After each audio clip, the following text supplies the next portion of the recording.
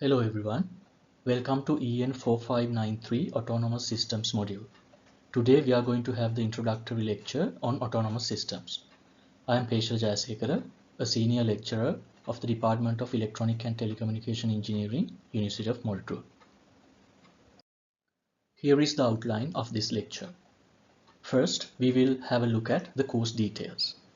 Next, we will discuss what an autonomous system is. Some examples will be discussed after that. Next, we will look at the uncertainty encountered in autonomous systems, and finally we will talk about the probabilistic approach we can adhere to mitigate the effects of uncertainty. Now let me give you the details of what you will encounter in this course.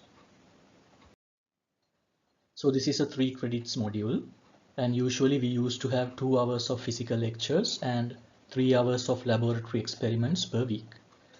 In the online mode, you will be getting these recorded videos of nearly 1 hour each week, and we will have an online discussion separately. We are yet to decide on any modified laboratory experiments that will suit the online mode. And there are no prerequisites for this course, so if certain knowledge from some other module is required, I will quickly go through them to be fair by everyone. Now if we consider the weightage of this module, 60% of your final mark comes from the final examination, which is an open book exam, and the remaining 40% comes from continuous assessments. For the continuous assessments, we mainly had 3 laboratory experiments plus a mini project in the previous years, but this time most probably the lab experiments will be online assignments. You can find all the information regarding this course, announcements or any other related matter in the relevant Moodle page.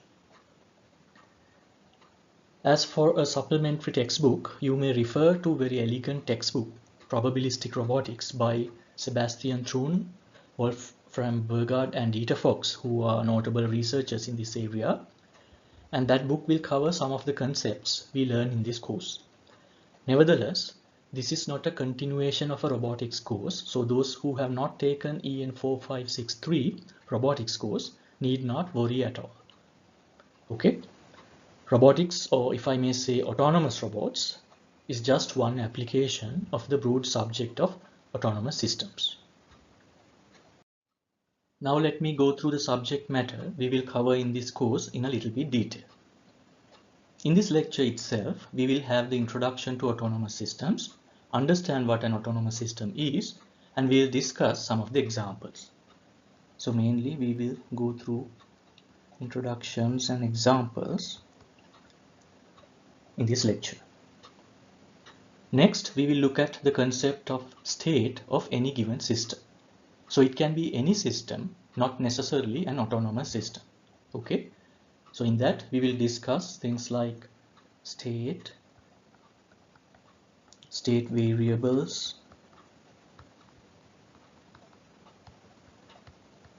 state transition,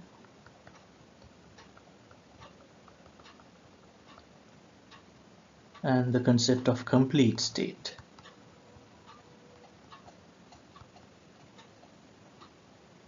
Okay, so our main goal is how we are going to estimate the state of a given system.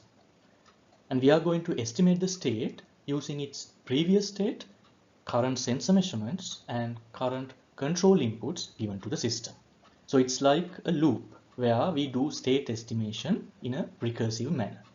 Okay, so that's what it means by recursive state estimation. So we will incorporate the knowledge of probability theory, Markov chains, and formulate our first estimator, or we call it as a filter known as Bayes filter. So we have our first estimator, Bayes filter. Okay. Next, we will understand the limitations of Bayes filter for recursive state estimation, and we will introduce Gaussian filters with certain assumptions. In fact, we will study about the Kalman filter for linear systems. So we are going to cover Kalman filter. Let me call it as KF. Okay. And then we will transform the Kalman filter to extended Kalman filter to tackle with nonlinear systems. So we will study EKF, the extended Kalman filter. The usage of Kalman filter or extended Kalman filter in sensor fusion will be studied next. Okay. We know that many of the systems we encounter in real life are highly nonlinear. So we will study a non-parametric filter, namely the particle filter, to deal with such highly nonlinear systems. So under non-parametric filters, we will study particle filter.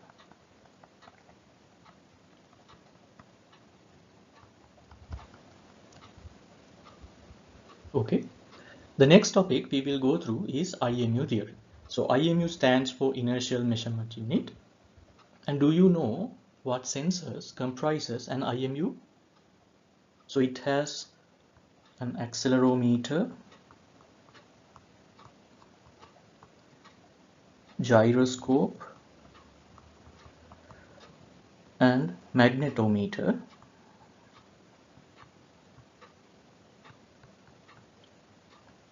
In an IMU. Alright. Calibration of sensors, actuators, and any other equipment is of utmost importance in autonomous systems. Therefore, we will go through the method of least squares from linear algebra and apply it in a simple calibration example. Okay, so we'll use method of least squares for calibration.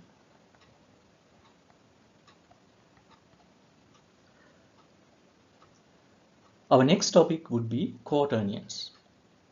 So quaternions are very frequently used in representing orientation in physical systems. So we will learn about quaternions from square one. Okay. I think you may have already heard about simultaneous localization and mapping, or SLAM. That would be our next topic. So we will understand the basics of SLAM at the latter part of this course. And in fact, we will use the extended Kalman filter we learned before and combine it with the SLAM problem. So we will study EKF SLAM. Okay. Next, we will discuss intelligent control using fuzzy logic. And finally, we are going to have a look at drone systems as a case study. Now, machine learning has become an integral part of autonomous systems nowadays. However, we do not have it in the contents of this autonomous systems course, unfortunately. So hopefully, we will have machine learning also integrated into this module in the future. All right, so now I think you have a very good understanding of what we are going to cover in this module. Now let me give you the details of continuous assessments. Your first continuous assessment would be a mini project that you need to do individually. Okay? In that, you need to survey on the recent autonomous systems, select one system which was developed after the year of 2017. So the emphasis is on the latest developments. All right? And you need to critically analyze it. So that's your task. So you need to write a comprehensive report about that autonomous system, and what you need to include are the expected tasks of the system, the functional block diagrams, control block diagrams, sensors and actuators of the system, the level of performance, and the weak areas, and how you suggest to improve the design. All right. So this report is to be first submitted to the English consultant and get it corrected. And then you do the corrections and finally submit both the reports. So more details will be there on Moodle. So please check it in the coming weeks. Okay. So please check Moodle for more details about the mini project number 1. The second continuous assessment is to implement a filter for state estimation. Now this exercise will help you to apply your theoretical knowledge gained in this module in a real-world problem. So you can use any filter as you prefer. So it can be a Kalman filter, extended Kalman filter, or a particle filter. Of course, if it is a nonlinear problem, you cannot use the basic or the vanilla Kalman filter as it is, or else you can linearize the problem as well. That is an option too. Okay, so you will implement the filter on MATLAB.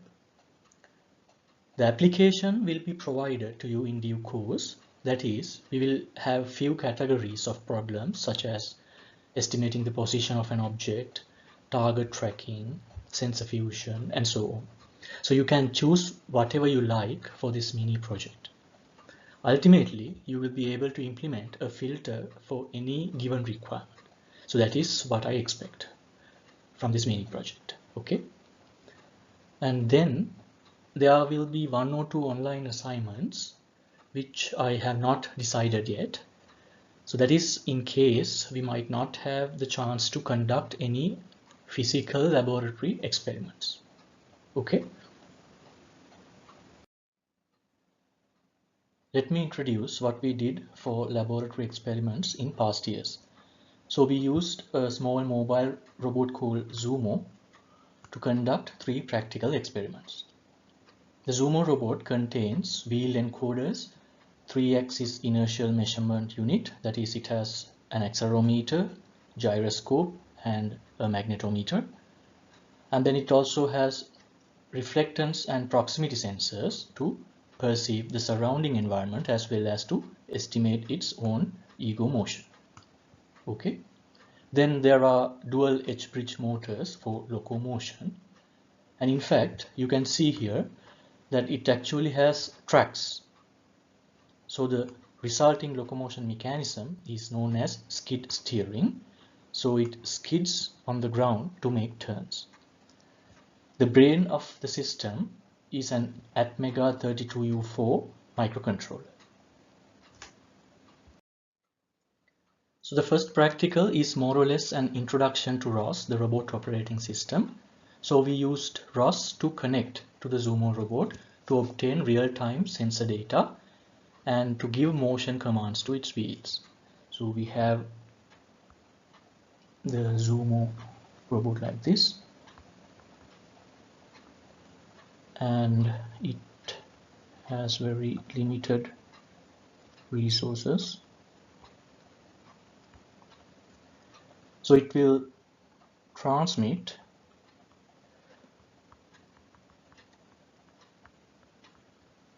sensor data to the computer, and it will receive motion commands from the computer. Okay, so we have the computer here, and we use Bluetooth to communicate. Okay, so all the decision making happens at the interconnected programs in the computer, and we call them as ROS nodes. So we will have a set of ROS nodes for decision making.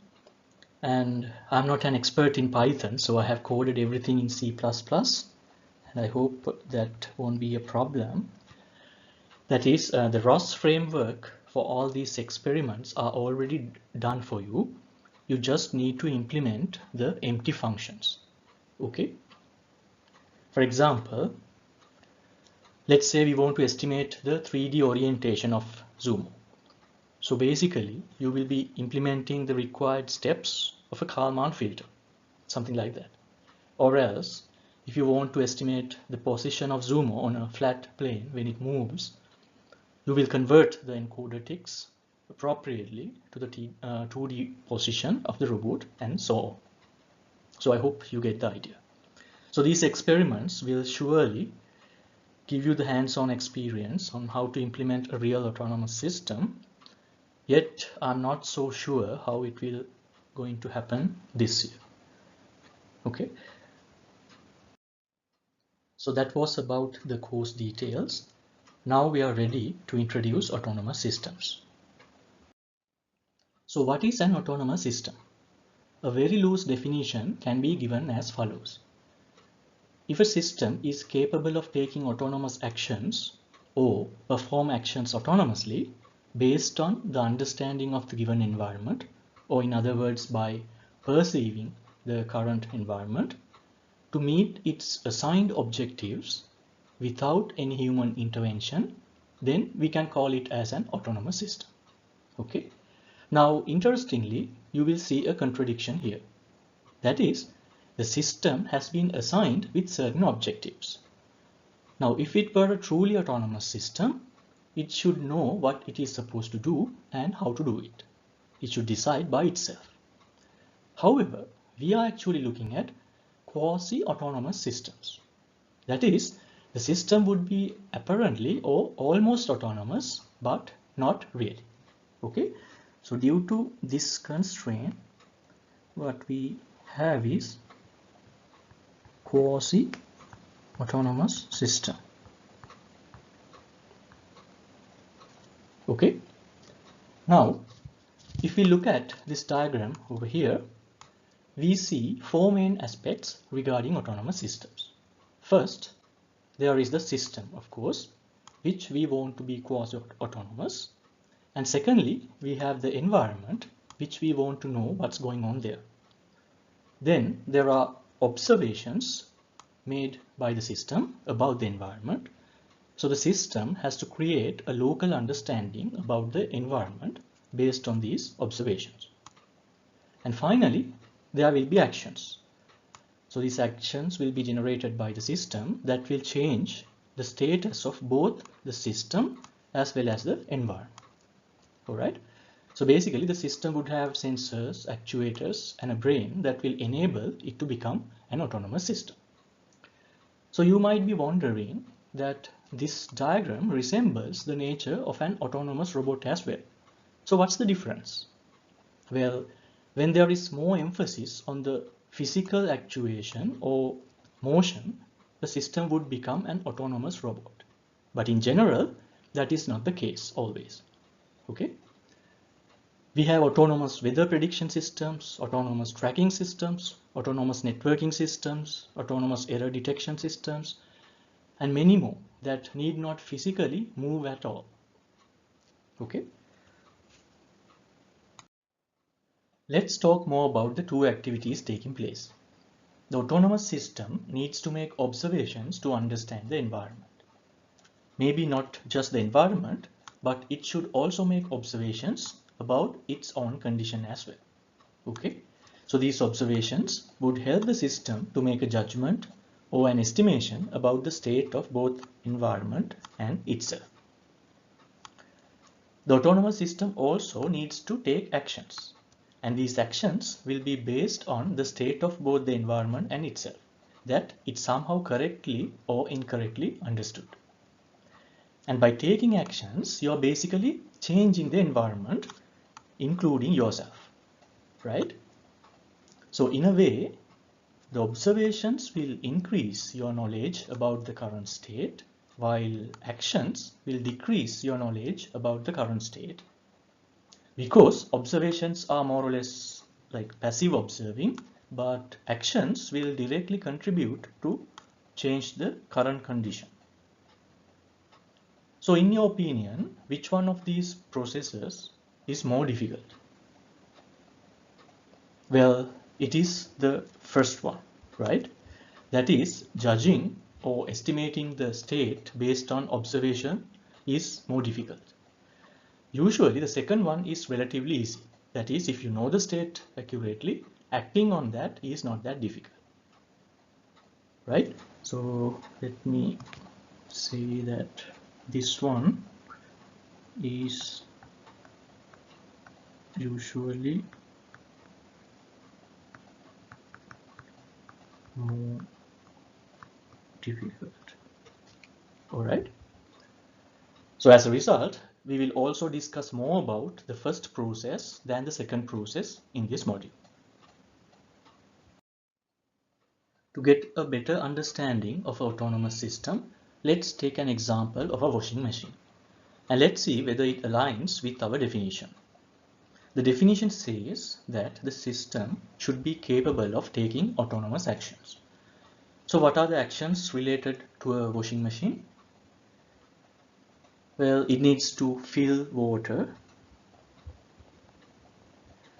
then it should agitate, it should soak the clothes and also rinse them. Of course, it should wash the clothes, right? And what else? It should dry the clothes, right? And maybe at the end, it should drain all the water inside. Okay? So can the washing machine perform all these actions autonomously? Of course, yes, right?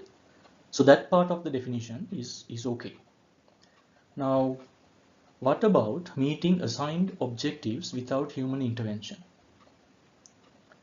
So the assigned objectives would be, of course, to wash clothes and to dry them up, right? So dry clothes.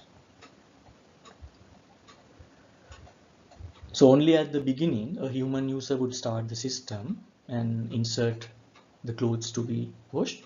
But more or less, the washing machine would meet its goals by washing the inserted clothes and drying them. So that is also okay, right? But the big question is, can the washing machine perceive the state of the clothes, or in the definition what we have is understanding of the given environment. So does the washing machine know how dirty the clothes are? Does it know when to change to the next action based on the state of the clothes? What do you think? No, right? So it runs on timing programmed by the human user or the, let's say, the programmer, and that's it. So we cannot categorize a washing machine as an autonomous system. I would say still we cannot, right? So a washing machine is more or less an automated system. Understood? Okay, now we have two keywords, autonomous and automated. We already saw one difference between the two. That is, automated systems mostly run on time cycles. Another subtle difference we can identify concerns with the inputs. We can see that in an automated system, the inputs are provided, whereas in an autonomous system, the inputs need to be acquired by the system itself. And that is where the uncertainty comes in. Okay. Now, if we consider a traffic light system, it is an automated system. Everything is programmed and we don't see it perceiving the current traffic condition and adjust or adapt to the situation. So the adaptation or adjustment according to the environment is not there in automated systems. Okay. So by looking at the behavior of the system and also the definition, I hope now you can differentiate between an autonomous system and an automated system. Okay.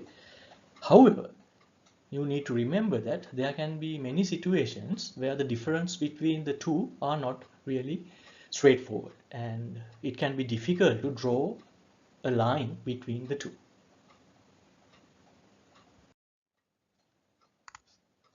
So how about this system at the top left hand corner, where you can see the bottles arrive and nicely stop at the liquid heads, and a predefined amount of liquid is filled into the bottle. Okay. So I think you will agree that it is an automated system.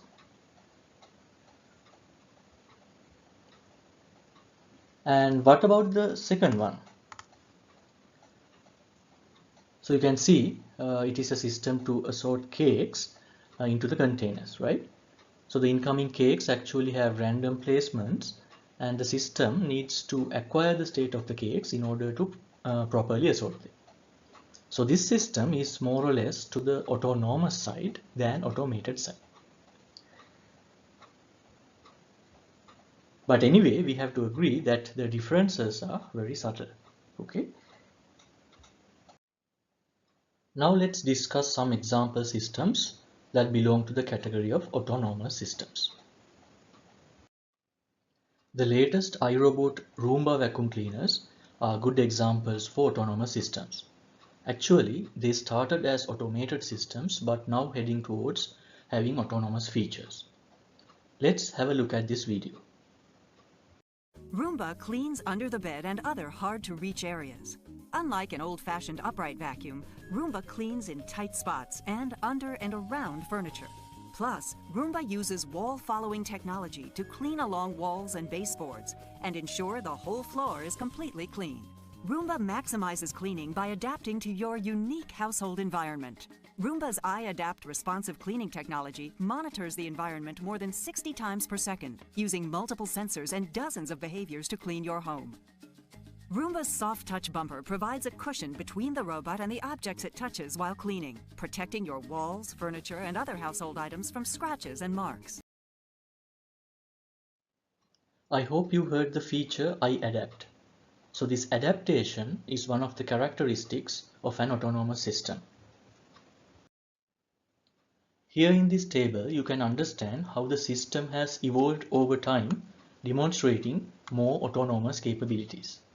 Actually, the first generation of these systems started as automated systems, where such a robot would just blindly move in the environment with a vacuum cleaning head.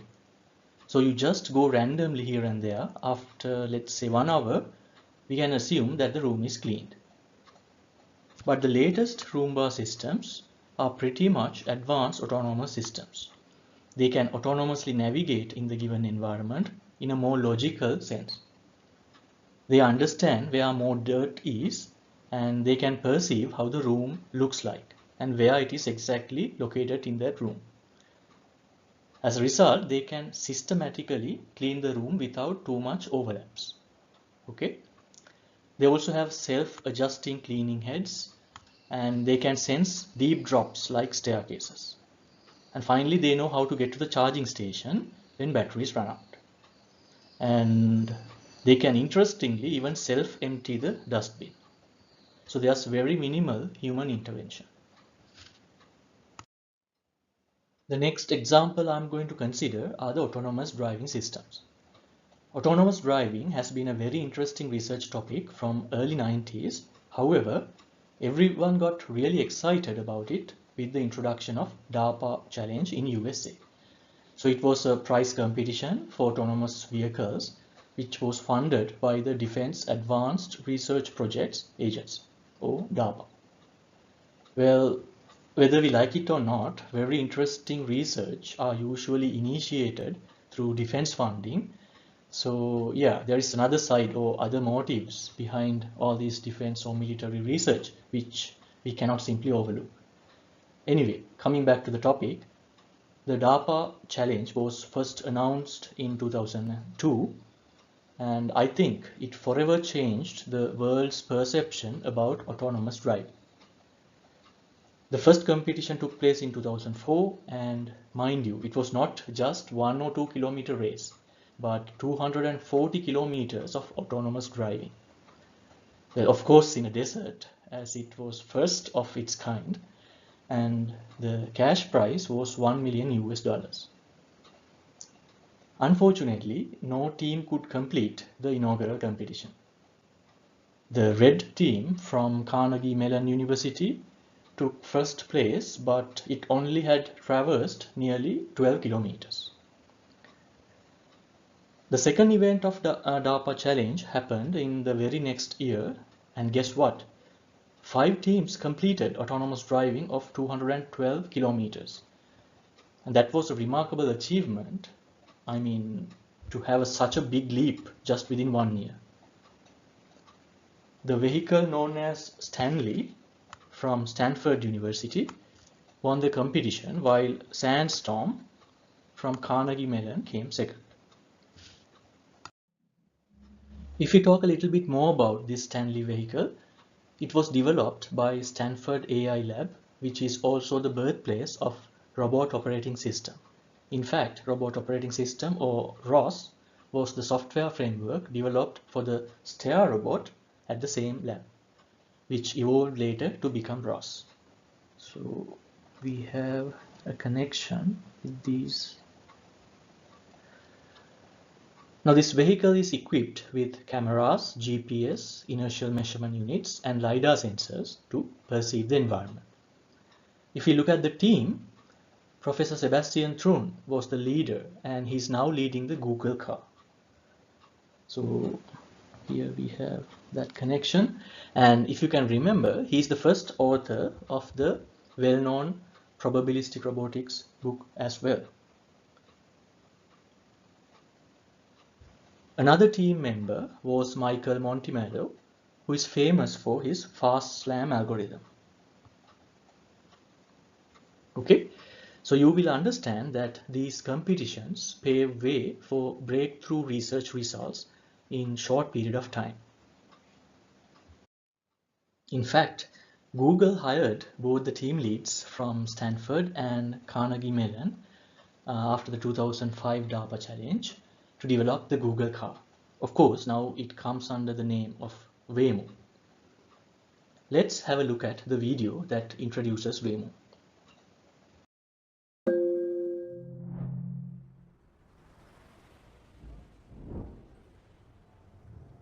Back in 2009, in our early days at Google, we started working on self-driving cars. Today, we're called Waymo, and our fully self-driving cars are on the road. They use a range of technology we've built from the ground up to understand the world around them and get you where you need to go. You're about to see how it all works and what it feels like to ride in our car. As it drives, Waymo uses LiDAR, which sends out millions of laser beams per second to build up a detailed picture of the world all 360 degrees around it.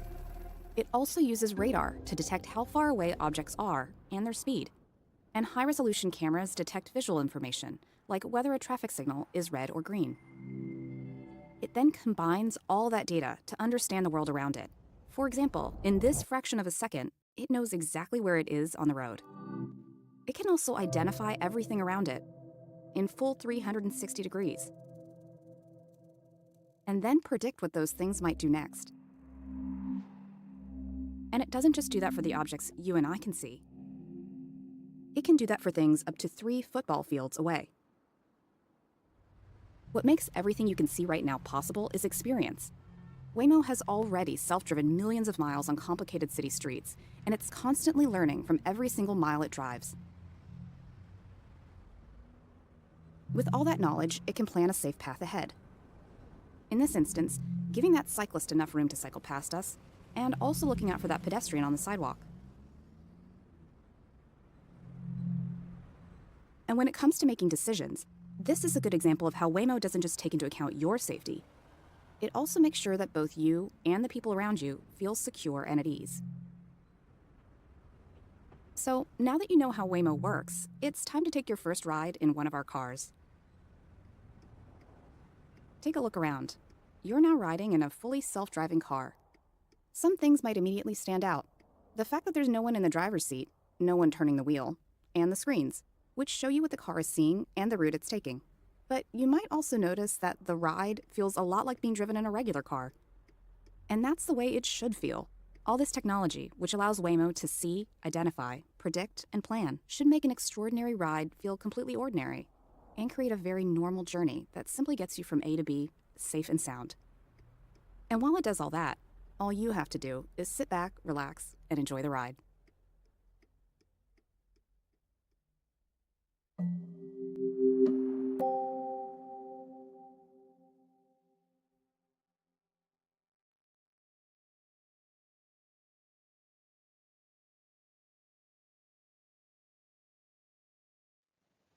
One of the best examples for an autonomous system would undoubtedly be the NASA Curiosity rover, which is currently in operation in extraterrestrial Martian environment.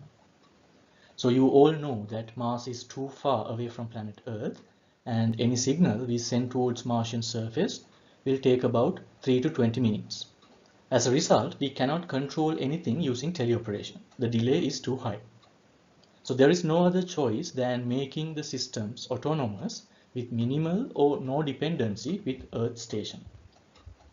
Let's have a look at this wonderful video on how we have been successful on sending Curiosity rover to planet Mars. Of course, it is an animation, but you will still admire the beauty of it.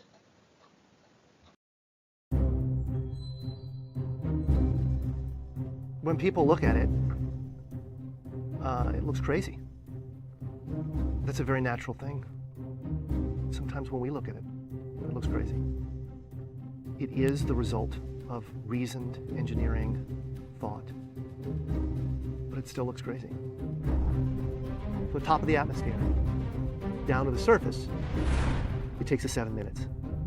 It takes 14 minutes or so for the signal from the spacecraft to make it to Earth. That's how far Mars is away from us. So when we first get word that we've touched the top of the atmosphere, the vehicle has been alive or dead on the surface for at least 7 minutes.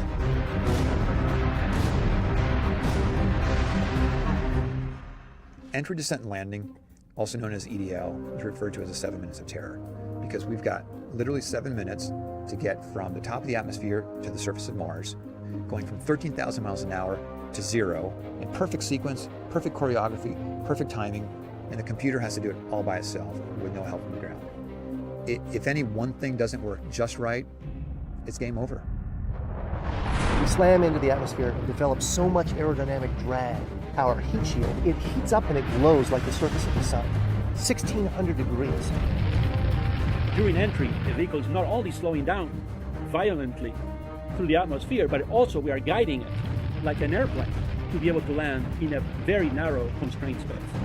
This is one of the biggest challenges that we're facing, and one that we had never attempted on Mars. Mars is actually really hard to slow down because it has just enough atmosphere that you have to deal with it. Otherwise, it will destroy your spacecraft. On the other hand, it doesn't have enough atmosphere to finish the job. We're still going about 1,000 miles an hour. So at that point, we use a parachute. The parachute is the largest and strongest supersonic parachute that we've ever built to date. It has to be able to withstand 65,000 pounds of force, even though the parachute itself only weighs about 100 pounds. When it opens up that fast, it's a neck-snapping 9 Gs. At that point, we have to get that heat shield off. It's like a big lens cap blocking our view of the ground to the radar.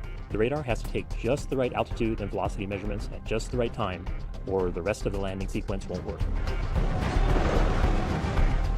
This big, huge parachute that we've got, it will only slow us down to about 200 miles an hour. And that's not slow enough to land. So we have no choice, but we've got to cut it off and then come down in rockets. Once we turn those rocket motors on, if we don't do something, we're just going to smack right back into the parachute. So the first thing we do is make this really radical divert maneuver. We fly off to the side.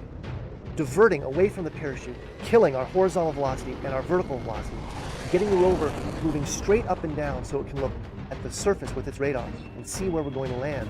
And we head straight down to the bottom of a crater, right beside a 6-kilometer high mountain. We can't get those rocket engines too close to the ground, because if we were to descend propulsively with our engines all the way to the ground, we would essentially create this massive dust cloud. That dust cloud could then go and land on the rover. It could damage mechanisms and it could damage instruments. So the way we solve that problem is by using the Skycram maneuver. 20 meters above the surface, we have to lower the rover below us on a tether that's 21 feet long, and then gently deposit it on its wheels on the surface. As the rover touches down and is now on the ground, the descent stage is in a collision course with the rover. We must cut the bridle immediately and fly the descent stage to a safe distance from the rover.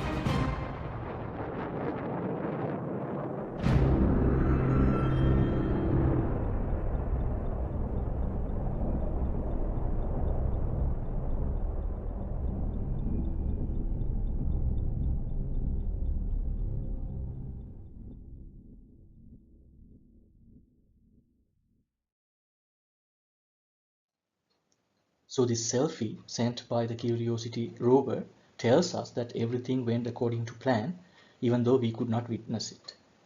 It's pretty amazing, isn't it? I think we can all appreciate how far we have come in terms of technology related to autonomous systems. But of course, there is a long way to go. Having said that, there is a very important question we cannot avoid when we discuss about autonomous systems. How much autonomy are we looking at? I think you might have heard this story where, for the first time in history, US police used a bomb disposal robot with an explosive device on its manipulator arm to kill a suspect. This tragic incident happened in July 2016, that is 4 years ago, which was the first intentional use of a lethally armed system by police to take human life. Of course, this system is not an autonomous system, but it was an eye-opener for many experts in different fields to raise all sorts of legal, ethical, and technical questions that we had not encountered before. Now you can understand there is a reasonable consideration whether we really want truly autonomous systems or not. Now this news item, which appeared in July 2017, looks interesting and funny. So there was this experiment going on at Facebook where they created some AI systems that can communicate. Now if we take the English language, we have many rules, right?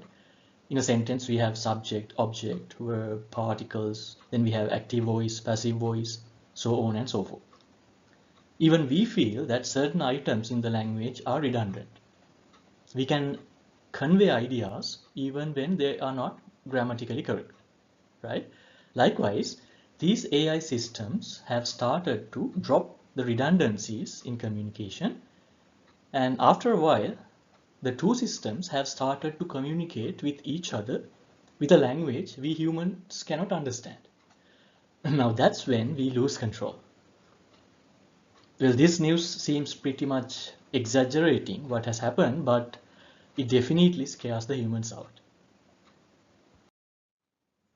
If the previous one didn't scare you enough, please have a look at this video. This is not animation, but a real system, Sophia, developed by Hanson Robotics. Let's hear what she has to say.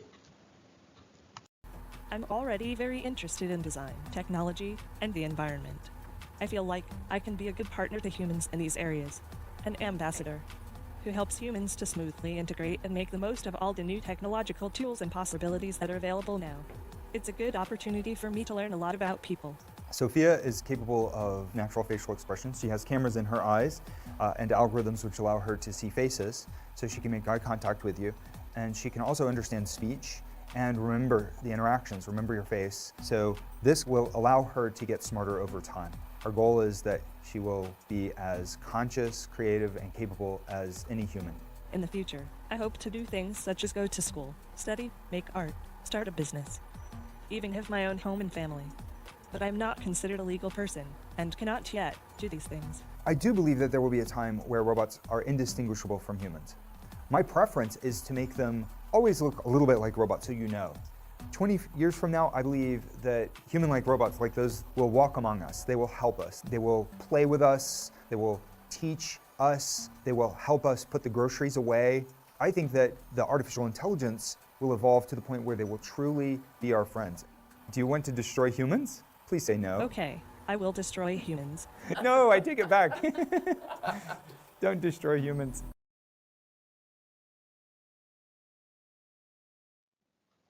So we have to give a lot of thought when we develop autonomous systems. I think we should never let loose control, and we should always be the masters of these autonomous systems. And we don't want these kind of movies becoming a reality, okay? Alright, putting all that negativity aside, let's move on to discuss some other aspects regarding autonomous systems. If I ask you to name the one thing that impedes the rapid development of autonomous systems, well, I would say that would be the uncertainty encountered by these systems. Autonomous systems have to be able to accommodate the enormous uncertainty that exists in the physical world. Now, if we think about different paradigms used to develop engineering systems, what we had first was a model-based paradigm. That is, we represent the system using a deterministic model, and we believe that it is a complete and accurate model. So basically, we are trusting the model. So here we trust the model. For example, we developed robot manipulators with an accurate deterministic model. So I can say robot manipulator as an example for model-based paradigm. Now with time, we understood that there can be many problems with the representation we use to model systems. And as we started developing more and more sensors, we rejected that inaccurate model and started trusting the observations. This paradigm is known as behavior-based paradigm. So in this, we trust the observations instead.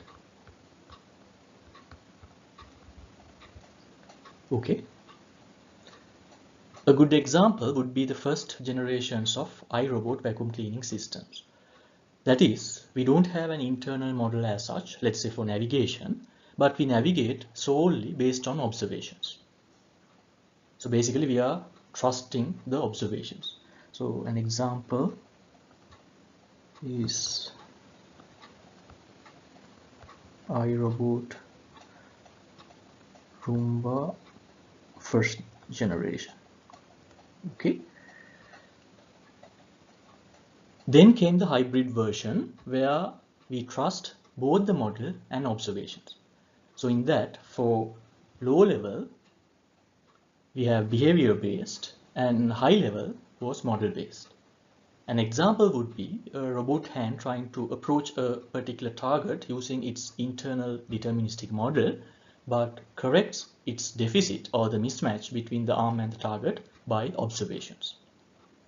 So basically, we are trusting both the model and observation, right? So we trust both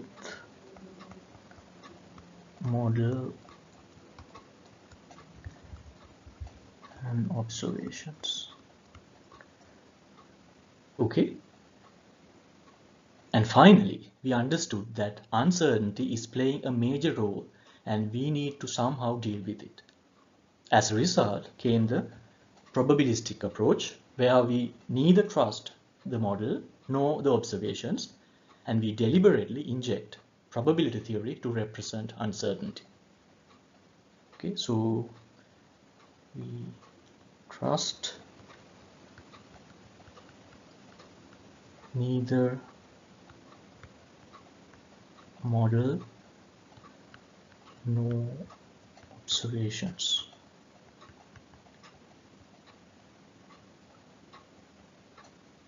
The model is incomplete and the sensor data is noisy, and we combine these two using probabilistic methods. So we combine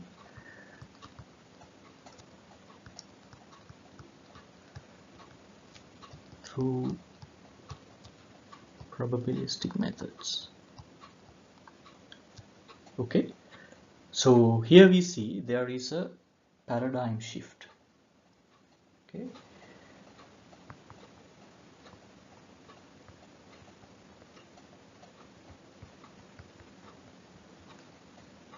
All right. There is a number of factors that contribute to uncertainty when we develop autonomous systems. First and foremost, the environments the autonomous systems need to work with are inherently unpredictable. In contrast, if you take an automated system, for example, an assembly line, then the degree of uncertainty in such well-structured environments is small. But the environments such as public roads or an office environment, they are highly dynamic and in many ways highly unpredictable, right? So I may write here dynamic and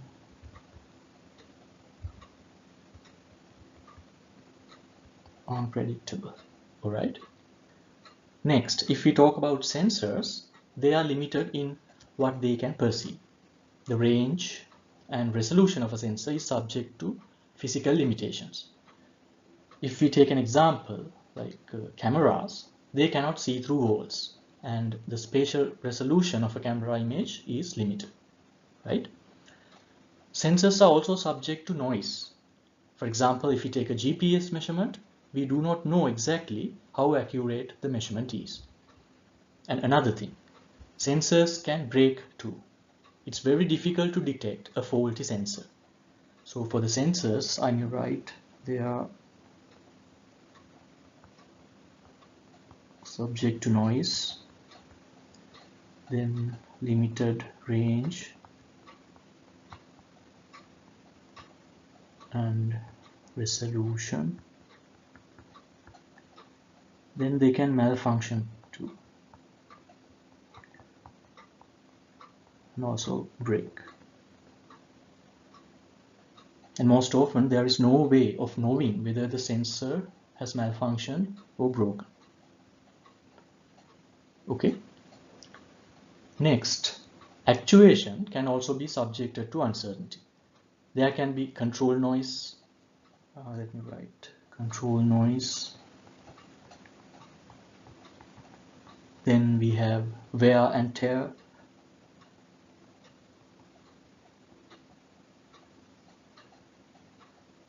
Then actuators can also malfunction, right?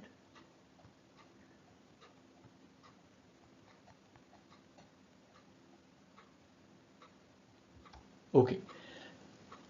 Now, if we consider the internal models that we use for representation, they can be mostly approximations. Okay.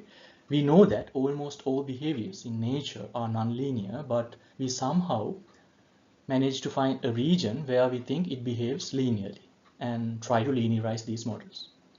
So basically what we do is we partially model the underlying processes, and as a result there will be modeling errors that will contribute to uncertainty. Okay, so when it comes to internal models, we have mostly approximations and uncertainty due to linearization. Okay, and finally we have algorithmic approximations.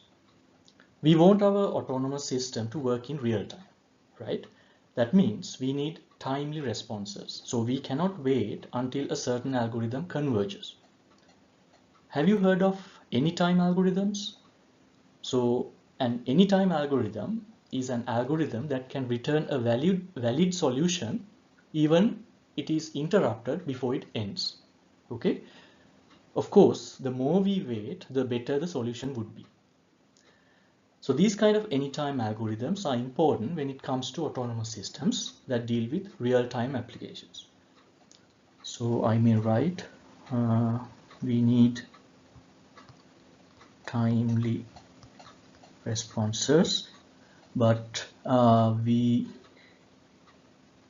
sacrifice accuracy because we need real-time systems, right? And also we cannot wait until convergence.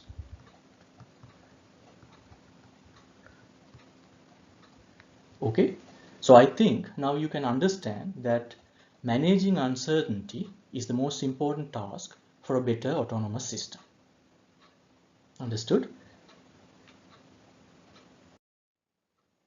Out of the four paradigms we discussed earlier, undoubtedly the probabilistic approach is going to help us deal with uncertainty in a systematic manner. That is, we can use probability theory to explicitly represent uncertainty in a mathematically sound way. So we are not going to consider a single best guess, but instead we will have a whole space of guesses represented using probability distributions. Actually, the probabilistic approach helps us to ease the burden of coming up with very accurate models. Also, we can use day-to-day sensors without having to rely on very expensive, precise sensors, right? Now, if you take many real-world applications, the probabilistic approaches can actually outperform many of the conventional techniques. And in fact, sometimes probabilistic approach is going to be the only way to solve certain problems. Now let's say we need to estimate the location of a mobile robot with respect to a given map of the environment. it should do it by sensing and moving in the environment. Okay, we call this as the localization problem. Now at the very beginning, the robot has no idea where it is. And for simplicity, let's consider one dimension, x. Okay. So probabilistically, we may represent that using a uniform distribution like this. And here, BEL stands for belief. Okay, so let me write that here. So this is belief. And since we have no idea at the beginning, we will have a uniform distribution. Okay. Let's say that the robot takes its first measurement and the measurement says that the robot is in front of a door. Okay, so that's what the measurement says. So the probability of the observation given the state can have 3 peaks like this. That is, the robot can be in front of this door, or else this one, or else this one. Okay, so this probability of the observation given the state, we give it a name known as the likelihood. So this is likelihood of that observation, and this is after the first observation. Okay. Now we can actually combine our previous belief with the likelihood to come up with a better estimate regarding its location. Okay, so we can use this likelihood and the previous belief to arrive at the new belief, and don't worry about how we combine these two pieces of information. Those mathematics will be discussed later.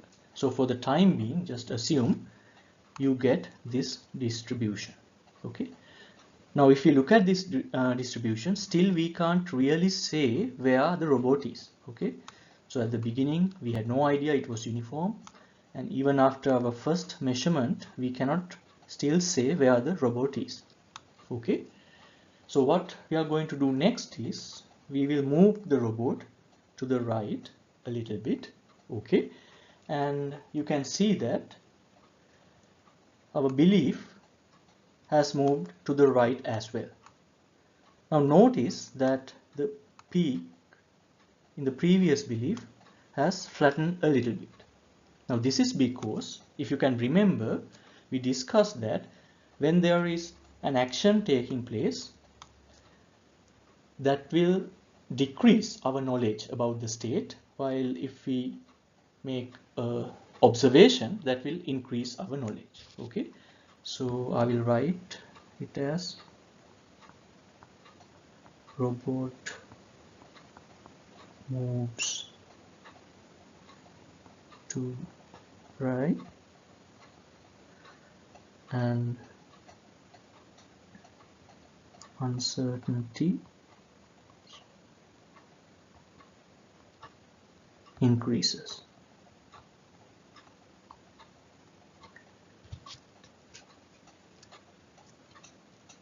So looking at this latest belief, still we can't say where the robot is.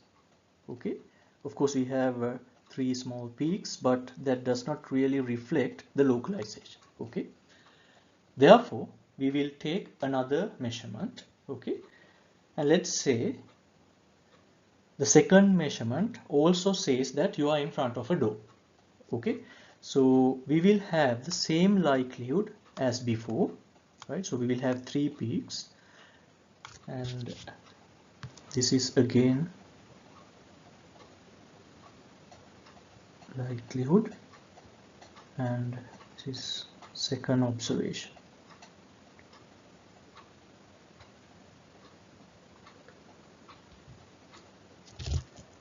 Now again, if we combine these two distributions, that is this likelihood over here and our previous belief, if I put these two together to obtain the latest belief, now you can actually see we have a big peak around this area and the other ones are negligible, right? Now looking at this distribution, we can actually give an estimate about the localization of the robot. Okay, so until this time we could not really say that, but after all these observations and motion, now we are in a position to tell, okay, the robot must be around this area, and in fact it is true, right? Okay, now we can maybe move the robot to the right once again, and if you do that, you can see this belief has moved to the right also, and because we are performing an action, our knowledge will decrease, and that's why this peak has flattened a little bit. Okay, but anyway, now we have an understanding or an estimate about the localization of the robot. Okay, so we started from scratch where we didn't have any idea, and it was a uniform distribution, but now here you can see we can clearly recognize where the robot is. Okay, so consequently the probabilistic approach will be the only method we can use to solve this kind of localization problem where all other techniques would fail. Okay, even though the probabilistic approach seems promising, it has its limitations too. Actually, they have high computational complexity, as we need to maintain the entire probability densities instead of a single guess. Okay, then there are certain approximations we need to make. We often make use of Gaussian distributions, assuming things are linear, even though it's not the case. So for example, maybe the real distribution would be something like this, but we will approximate that with a Gaussian distribution. So this is real. Okay.